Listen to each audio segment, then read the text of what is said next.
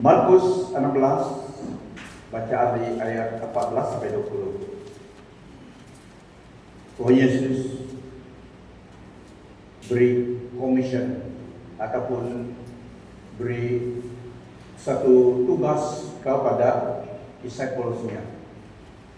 Kemudian dia menampakkan diri kepada semua muridnya yang 11 itu ketika mereka sedang makan. Dia menegur sikap mereka yang tidak percaya dan keras hati karena mereka tidak mempercayai orang yang telah melihatnya setelah dia bangkit semula. Nah, saudara, kisah ini adalah waktu kebangkitan Yesus. Mereka kurang percaya. Jadi dalam ayat 14, kemudian dia menampakkan diri kepada semua muridnya yang 11 itu ketika mereka sedang makan. Dia menegur sikap mereka yang tidak percaya dan keras hati karena mereka tidak mempercayai orang yang telah melihatnya setelah dia bangkit semula. Ayat 15, dia berkata kepada mereka, pergilah ke seluruh dunia dan sebarkanlah Injil kepada setiap insan. Sesiapa yang percaya dan dibaptiskan akan diselamatkan, tetapi sesiapa yang tidak percaya akan dihukum. Ayat 17, tanda-tanda ini akan menyertai mereka yang percaya. Dengan namaku mereka akan menghalau roh-roh iblis dan mereka akan bertutur dalam bahasa baru. Mereka akan memegang ular tanpa mudar. Kiranya mereka terminum racun, mereka tetap selamat. Mereka akan meletakkan tangan pada orang sakit dan orang itu akan sembuh. Setelah Tuhan Yesus berkata-kata dengan mereka, dia disambut naik ke surga, lalu duduk di kanan Allah. Para muridnya pergi menyampaikan perkabaran Injil di seluruh dunia. Tuhan bekerja bersama mereka, mengesahkan firman dengan iringan tanda-tanda ajaib.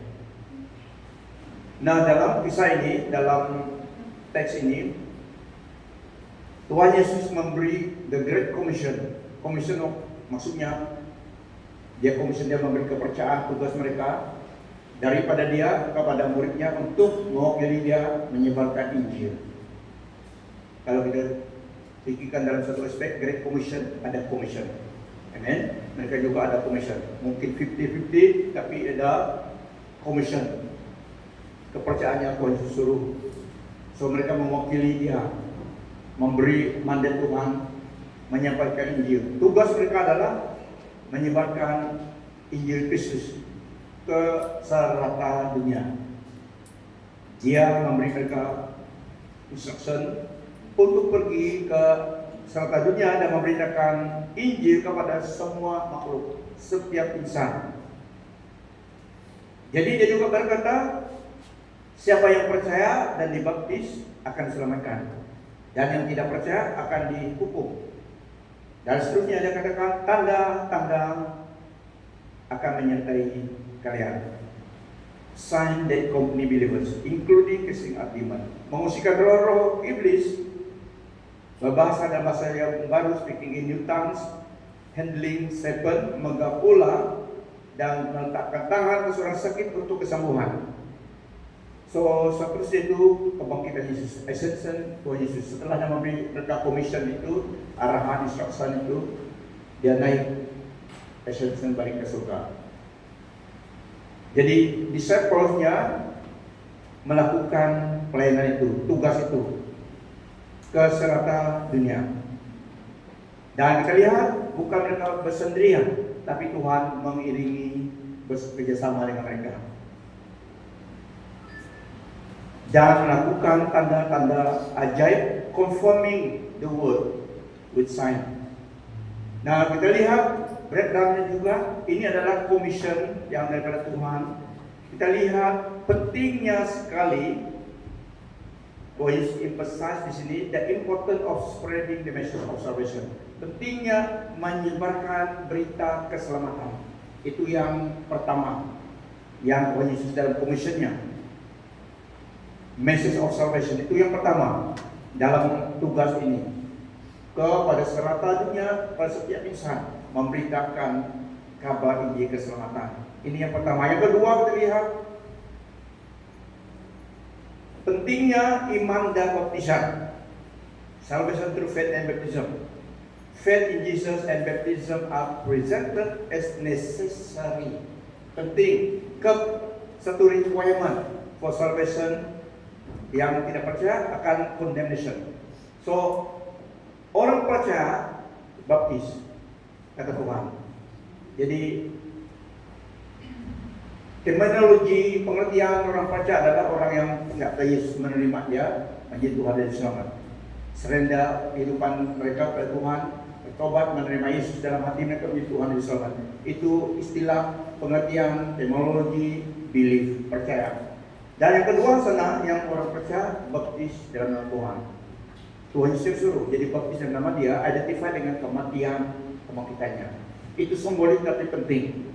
Okay? Jadi yang instruksinya ini harus ikut cara yang demikian, yang dalam Alkitab. Yang percaya dibaptis, maksudnya orang percaya dibaptis harus baptis orang yang dewasa pikirannya, tidak baptis orang bayi-bayi.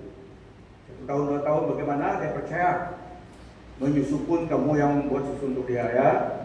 Jadi tidak itu dalam Alkitab. Kita boleh bawa anak-anak sanctification, kita berdoa, Tuhan Yesus mendoakan yang kecil, memberkati mereka. So dalam firman Tuhan ini, perintahnya ini adalah baptis orang yang percaya. At least 12 ke atas yang telah tahu yang mana yang betul, yang mana salah. Depend on maturity age, at least umur 12 sudah tahu yang mana salah. Sunday school sana, kapal kita baptis mereka dulu, ya, tunggu mereka sendiri dewasa iman mereka. At least 12.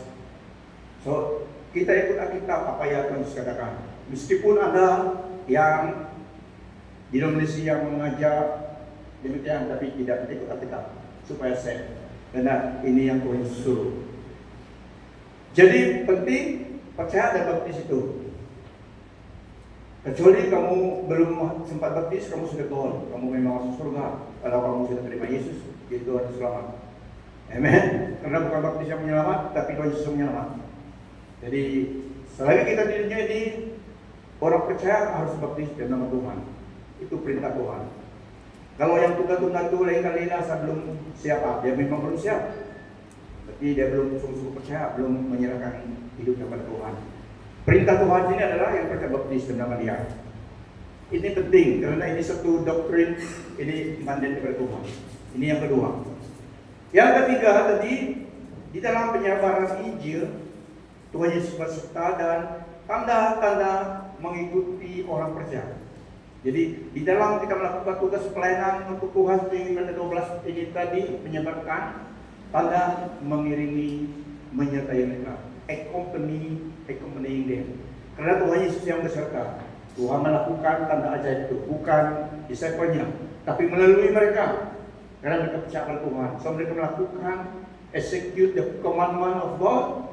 Tuhan Yesus melalui Roh Kudus-Nya melakukan tanda-tanda ajaib. Tapi tanda-tanda ajaib ini penting, ya. So ini yang menyertai mereka dari ayat 17 sampai 18. Tanda-tanda bukannya satu requirement untuk keselamatan, tidak. Yang tadi itu, yang pertama, yang kedua tadi itu requirement untuk keselamatan penting. Iman pada Tuhan penting untuk diselamatkan. Dan justru itu perintah Tuhan baptis. Ini itu penting karena itu perintah Tuhan. Tapi tanda-tanda ajaib, sign, wonders, miracles bukan requirement untuk supaya orang selamat. Tidak.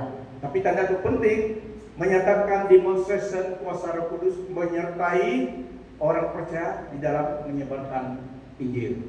Ya, karena Tuhan Yesus yang bersertakan orang percaya. Tetapi bukan satu requirement orang itu supaya diselamatkan, tidak. Tetapi tanda-tanda ajaib ini manifestation Roh Kudus accompanying those who believe. Tanda itu menyertai kita.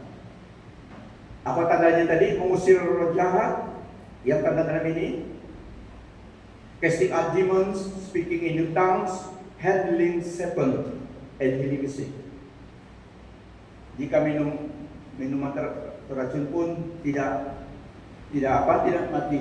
Bukan cobalah pergi mana tu gerbojol tu kayak mana tu gerbojol mau minum racun ini salah. Semakin kamu minum semakin cepat itu presumptuous.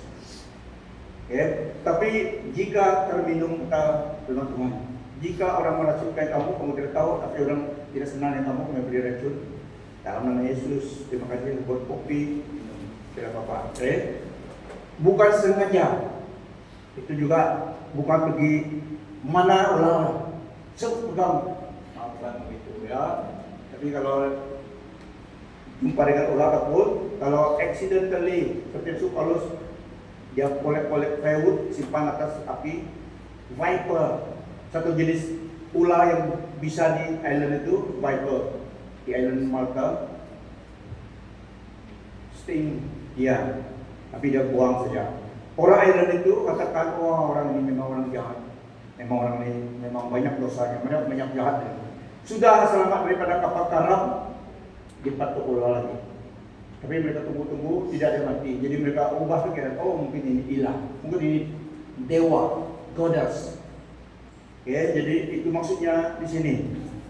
The sign mengusir roh iblis, berbahasa dalam bahasa yang baru, handling serpent dan healing the sick. Menumpang tangan, belum lagi berdoa, letak tangan untuk orang sakit saja. Dalam sini laying hand on the sick. Memang disertai dengan nama Yesus. Tapi dikatakan di sini meletak tangan dari orang sakit, orang tersebut. Karena Tuhan yang menyertai mereka, confirming the words. Dia yang mengesahkan berita itu. Sebelum dia naik diberi arah hati, setelah dia naik ke surga, ascension, rohnya yang beserta dengan mereka. In person, sebelum dia balik ke surga, in his glorified body, dia beserta dengan mereka. Makan di atas bis sekali, makan ikan, makan bread. Dan sebelum dia naik, setelah last instruction, dia pergi, ascension, roh kudus, rohnya menyertai mereka, mengiringi mereka di dalam pelayanan itu.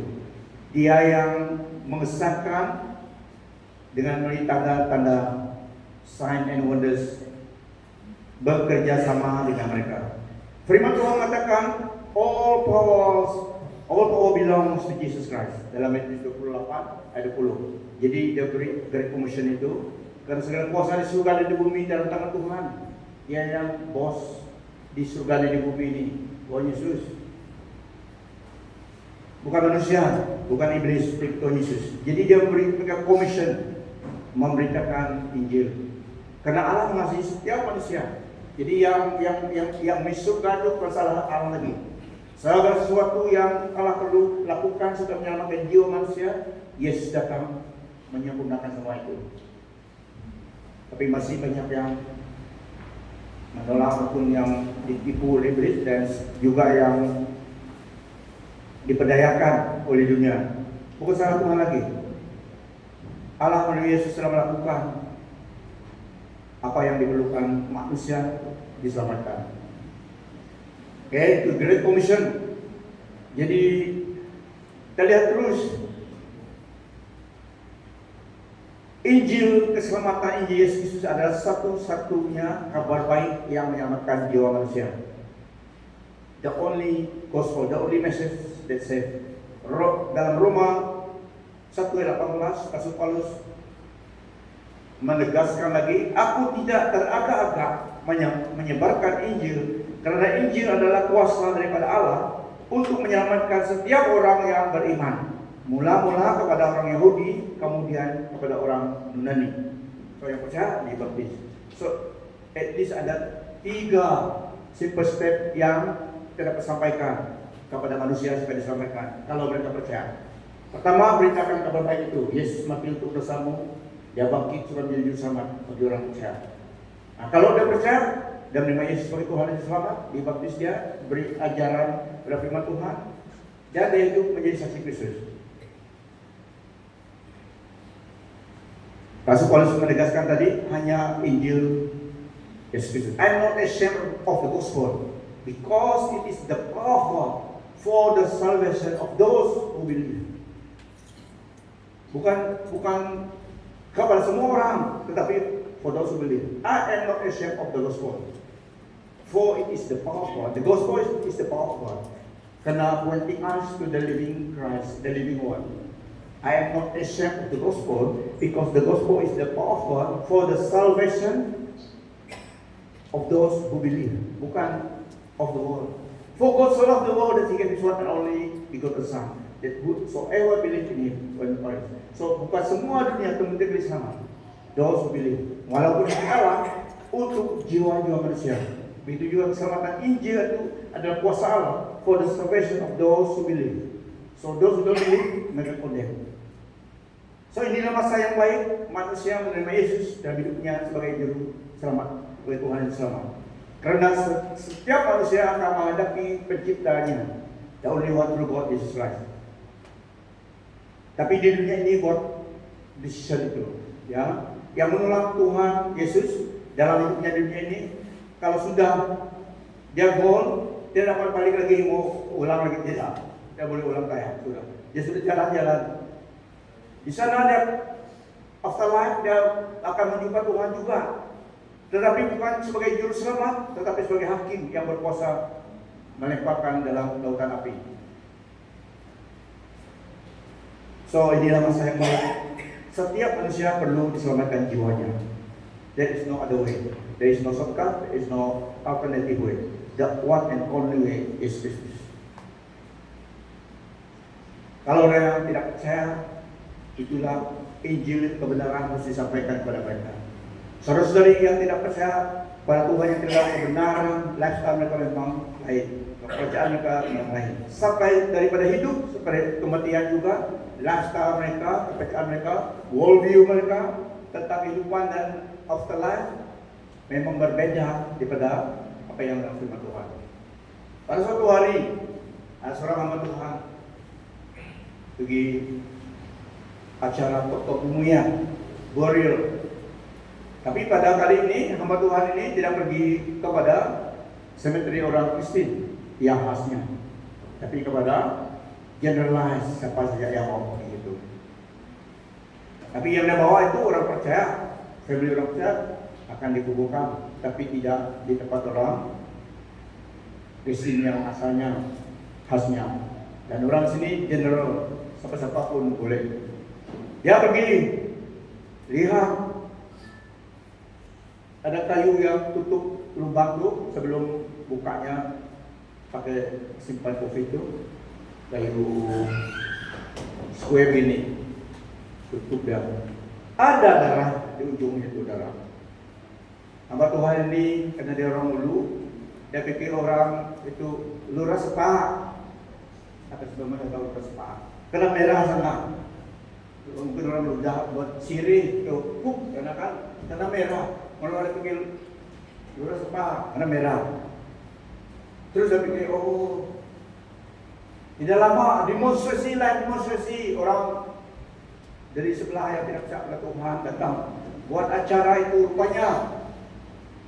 Habis nak anak sampung itu, wah, rupanya belum masuk mayat itu dulu sembah. Baru apa Tuhan itu live memang live di hatimu. Rupanya benar, ini bukan kalau orang sebut siri, ini ada darah ayam rupanya. Ada banyak kan.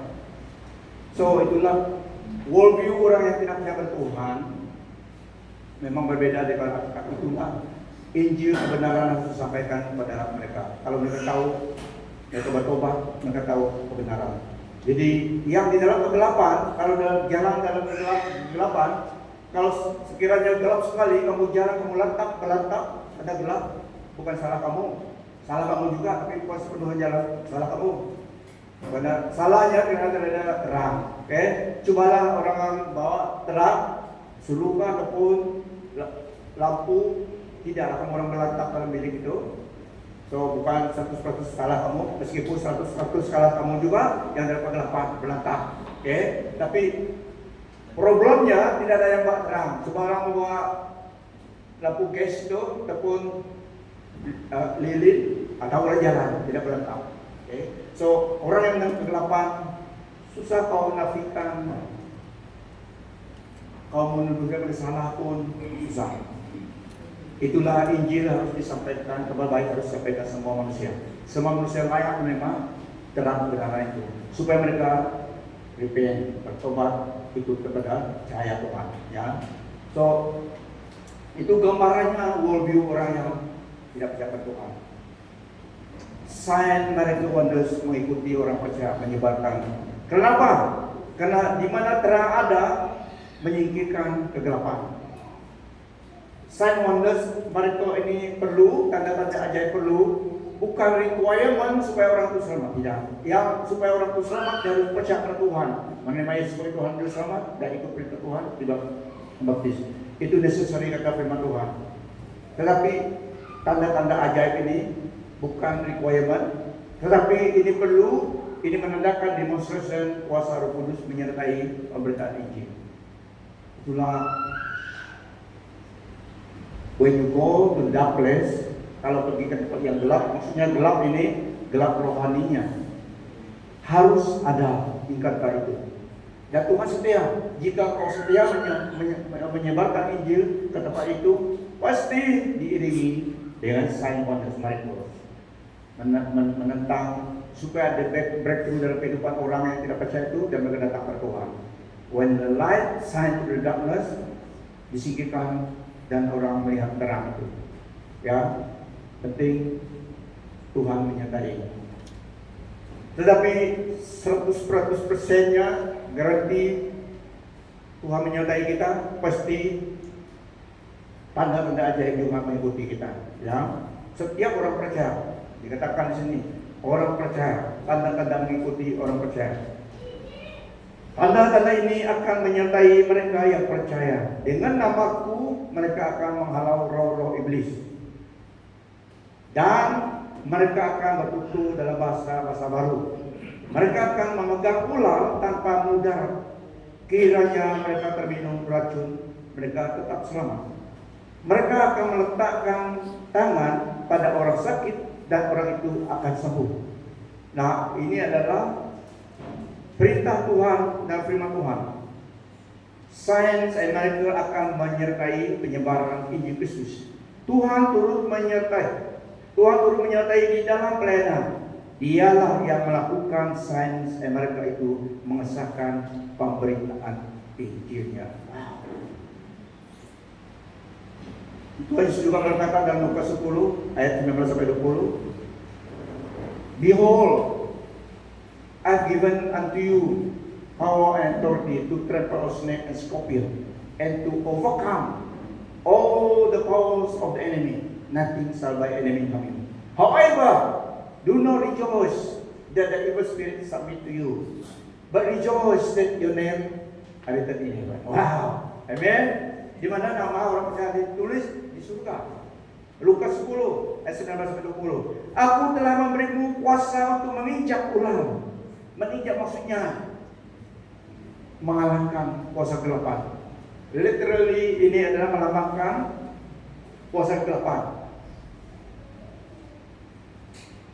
Seulang melambangkan kuasa kegelapan. Siapa yang ada di ular ini berada, oke? Dulu mungkin ada, tapi setelah percaya Tuhan jangan buat lagi, ya. Nah, ini lambang ular adalah lambang kuasa kegelapan. The dove, oke lah, oke, tapi jangan buat tuh. Saya katakan dove, ya. Bukan mengharapkan kamu buat itu dove, tapi dalam firman Tuhan ini, aku telah memberimu kuasa untuk menginjak ular dan kalajati scorpion, serta kuasa atas segala kekuatan musuh, atas segala kekuatan musuh. Kata firman Tuhan, bukan sebagian, bukan 50%, tapi segala kuasa kekuatan musuh. Tiada apa-apa yang dapat mencederakan kamu. Tuhan Yesus katakan demikian kepada orang percaya. Pegang ini, jangan pegang yang lain. Percaya apa yang Tuhan Yesus katakan kepada kita yang percaya. First kepada disciplesnya dan kepada kita juga yang ikut tim Tuhan Yesus. Tiada apa-apa yang dapat mencederakan kamu. Tetapi jangan kamu bersukacita karena segala roh iblis menurut perintahmu. Tetapi bersukacitalah karena namamu tercatat di surga. Wah.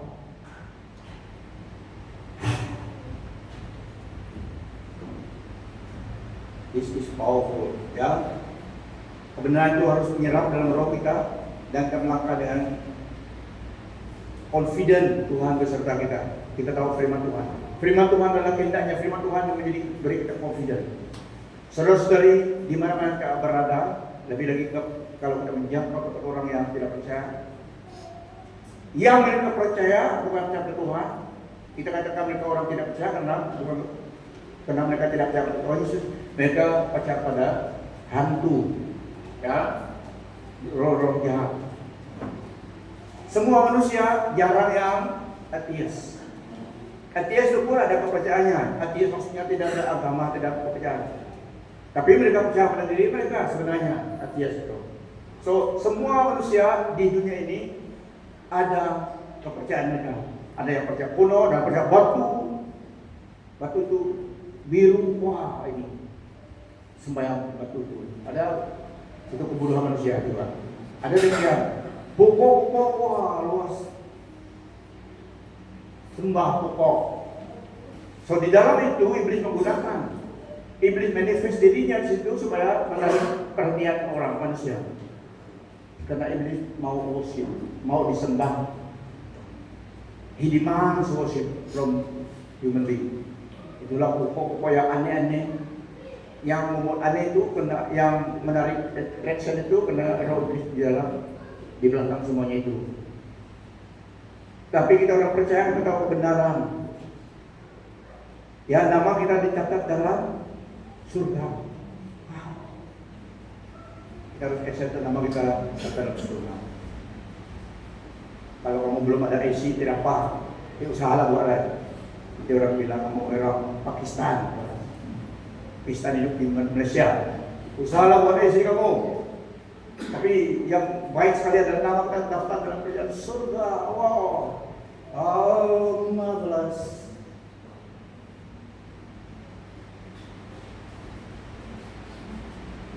Pemberitaan Injil.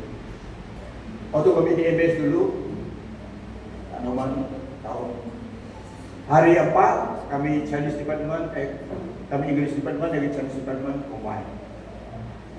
Masih ingat kan satu lagu tu, teman? Be thou my vision. Almost tiap Thursday hymn kena keyboard saja. Mary yang main tu, satu orang perempuan India. Tapi dia bukan main keyboard, dia mengajar music school. Dia buat lagu Crocodile Rock, Elton John pun saja dia. Tapi lagu kami selalu Be thou my vision. Sehingga suka juga lagu hymn Methodist. Hari 4 kami itu lepas itu dari Chinese Wasser. Okay. Cukup jam makan, tolong tukang masak. Kalau grup kita yang bertugas turun atau habis itu sudah makan kita sama-sama Chinese dan English Department. Ini tidak ada perubahan di dalam sama saya juga. Sandy, ini minuman Sandy. Jangan minum sebenarnya ini minuman Sandy. Orang Chinese itu wah suka. Tapi dapat kita minum dalam kredit. Tidak ada duit, saya dulu. Ingat ataupun kamu ingat kalau dalaman murah lagi daripada supermarket. Sandy di NTS dulu. NTS makan salsa dulu. Tidak ada orang lihat kamu bayar tidak bayar, Tuhan lihat. Tapi tidak orang lihat. Tapi kita sedialah kita bayar. Belum ada duit, hitung, ingatlah. Kalau boleh bayar banyak dulu. $1.90 berapa Sandy? Sandy. Baru saya lihat orang Chinese, kuat minum Sandy. Ada juga rasa wine dalam, mungkin mereka suka. Dia tengok Sandy tapi tidak bersakit dia. Sandy. mie, budak kuya makanan tu, crackers tu. Karena kalau waktu itu student tidak loaded, kadang-kadang tidak dalam poket kita, tapi mau minum, mau makan kerupuk, masuk ke pintu, buka lah, tulis di sana, punya kredit nama, boleh makan, boleh minum.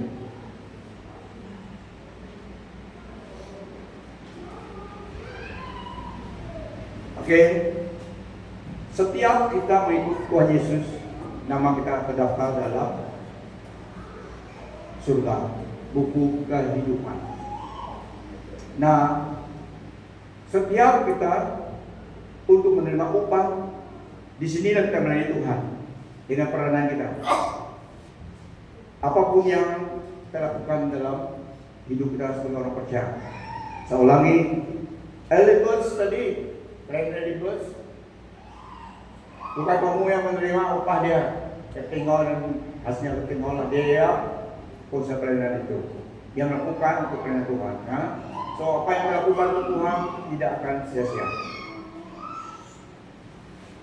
12 disciples ini tadi menyebarkan satu tugas Injil keselamatan itu. Injil keselamatan. Seorang percaya dibaptis dan dipemuridkan seperti dalam Injil 28 juga. Penting mengenal kebenaran. Kebenaran itu yang mengubah manusia. Banyak ajaran sesat di dunia ini sekarang ini. Ada juga yang edar dalam buku tadi. Apa nama pop itu? Banyak agama. TikTok banyak menyebarkan jangan terlalu curiosity. Buang masa lihat TikTok orang itu. Kamu sudah tahu dia set yang tidak benar, tak payah layan. Nanti kamu terus layan, dia yang kena pengisian. Banyak yang demikian. Layanilah yang menyebarkan kebenaran.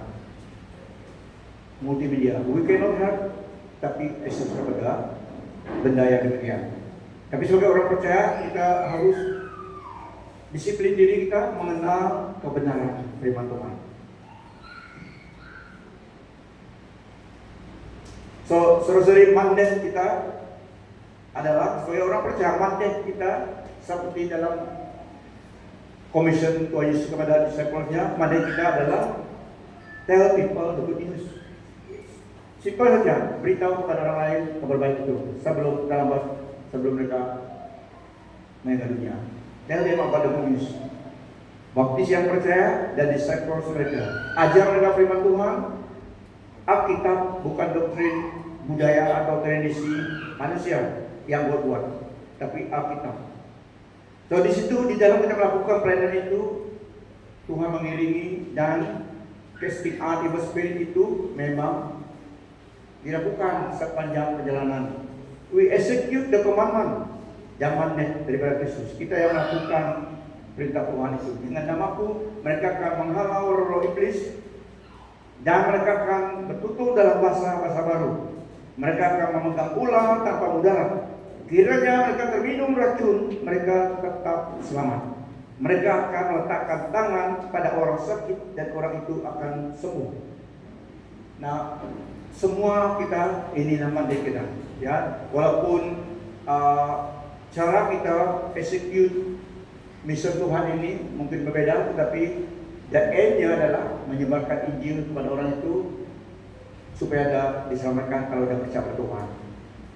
Good deeds saja tidak cukup. Kalau berbuat baik kepada orang saja tanpa memberikan petunjuk jalan kebenaran bagi dia tentang Yesus, tidak cukup bagi dia. Good deeds yaitu memberi bantuan kepada orang, itu memang bagus. Tetapi kalau di situ saja, orang Buddhism, orang agama lain pun buat melakukan kerja amal. Buddhism buat dengan membantu orang cancer, orang sakit, mereka memberi amal. Karena kepercayaan mereka akan mendapat upah dan juga mereka akan selamat. Tetapi kebenaran firman Tuhan ini yang kita pegang. Direct people to Christ. Kenapa bila mereka datang dalam Yesus, mereka akan selamatkan. Perbuatan baik juga harus mengiringi kita menolong orang, yes, tapi jangan stop di perbuatan baik saja. Perbuatan baik harus lead to the end, yaitu supaya mereka mengenal firman Tuhan, mengenal Yesus satu-satunya juru selamat. Mandat kita ini, tell others about Jesus, tell others about the good news. Itu tugas kita, supaya orang itu sebelum orang itu menyeleweng ke tempat yang lain. Ya, satu saja kebenaran, Yesus adalah kebenaran, firman. Mari kita berdiri dulu. Khotbah belum selesai, tapi berdiri dulu ya. Stretching dulu. Baru 20 menit tadi, atau lebih 20 menit. Khotbah kita ya. Lihat kawan kamu sebelah. How are you? Are you good? Stay in Christ. Stay safe. Ini simple message kepada dia. Stay in Christ, stay safe. Kalau kita tinggal situ, okay. There is only one place to be safe, in Christ.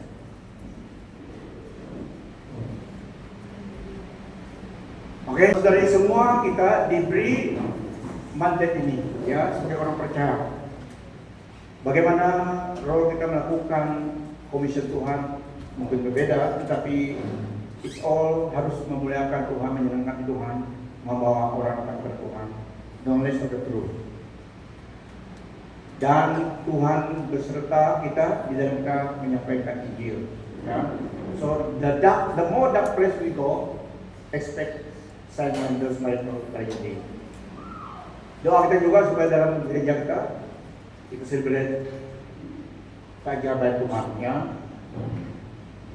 Supaya orang yang belum selamat mereka datang, mereka akan dikanta dengan Tuhan. Karena hanya Tuhanlah yang menyelamatkan orang, tapi melalui kita, melalui tubuhnya, peranan kita.